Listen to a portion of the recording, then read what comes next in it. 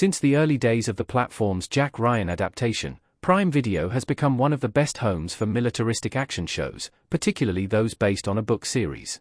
When the Chris Pratt-led Terminal List came along in 2022, it was kind of surprising that the streamer's winning streak was broken by the underwhelming adaptation of Jack Carr's first novel in the series. But not only was it renewed for Season 2, the streamer ordered a spin-off prequel with the Terminal List, Dark Wolf. Not a direct adaptation of Carr's books, the series centers on Taylor Kitsch's Ben Edwards and is set years before the original show as he's dishonorably discharged from the Navy SEALs. Before he can return home, Ben and fellow SEAL Rafe Hastings are recruited by the mysterious CIA member Jed Haverforth to join his team working in Europe to stop Iran from getting a device that will make them a nuclear power. Along the way, he learns the dark side of covert operations and begins to question who he can actually trust. Joined by Umbrella Academy alum Tom Hopper, The Covenant's Dar Salim, and a returning Chris Pratt, Kitsch's Terminal List series suffers from many of its predecessors' issues.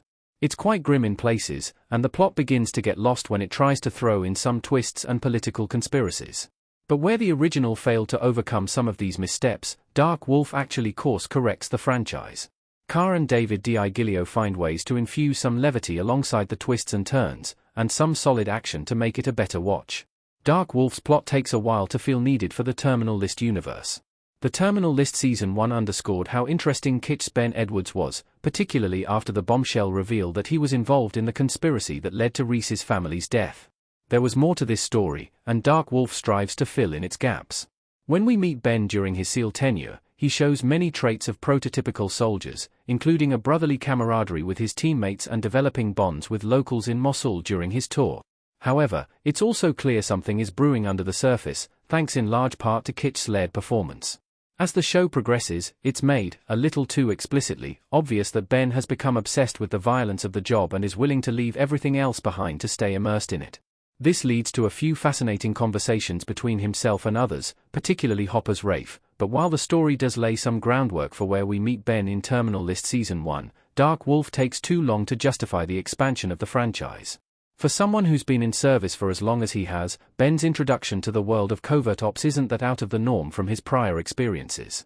Given that the show is meant to set up the dark side of the character, I was often left wondering why the darker situations were presented to others. We watch Rafe thoroughly torture someone for information, only for a reveal to leave him haunted by his actions, while Salim's Mo displays symptoms of PTSD that make his actions all the more haunting to watch. There's also an occasional lack of believable stakes surrounding Ben.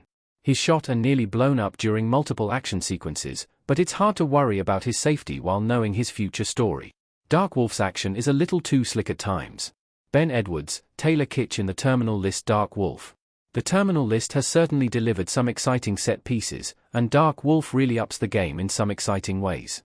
Whether it's the heist-like operation to steal the device in a highway tunnel styled almost entirely in a one-take, or one of Ben's climactic one-man showdowns with a swarm of foes, the character's skills are nicely on display.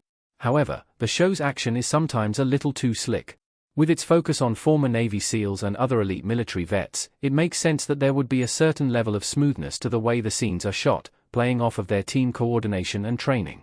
Whether it's the insistent usage of silencers for every weapon, few life-threatening injuries, or an often steady hand behind the camera, it lacks the authentic messiness of combat. With gunshots that also have little effect on what they are hitting, I was taken out of some of the action. Dark Wolf's cast is solid, even if the characters are unlikable. Kitsch undeniably slips back into his role with aplomb.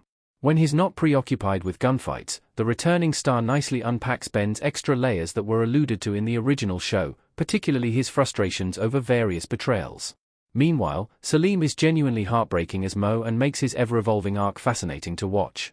Fouda vet Rona Lee Shimon is compelling in her twisty role as Eliza Parash, and Barry star Robert Wisdom is quietly intense as the suspicious CIA team leader. I was mixed on Tom Hopper and Luke Hemsworth as Rafe and CIA contractor Jules Landry, respectively. They understand their characters and play them well, with the Westworld alum's dry wit often garnering the show's best laughs, while Hopper showcases excellent chemistry with Kitsch's spiritual brothers. But it's the characters themselves who so often prove unlikable that it becomes harder to embrace these performances. Rafe frequently fluctuates between being ready to leave the fight to sticking with it, even down to a torture scene that is excessive and drawn out. Landry, on the other hand, becomes an abhorrent figure after his actions with a female teammate.